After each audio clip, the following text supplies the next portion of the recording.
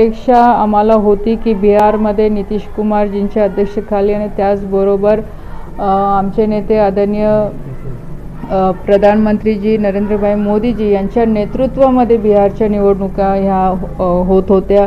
आदरणीय गृहमंत्री अमित शहाजी असतील किंवा आमचे सगळे बिहारचे जे भारतीय जनता पार्टीचे सगळे पदाधिकारी असतील, नेते असतील, त्यांनी खूप चांगली मेहनत इथे घेतली। विनोद तावडे साहेब असतील, त्याच्यानंतर आपले धर्मेंद्र प्रधान साहेब असतील, त्यांच्या सगळ्यांच्या मेहनतीने आज बिहारमध्ये खूप चांगला निकाल आपल्याला बघायला मिळतो आहे।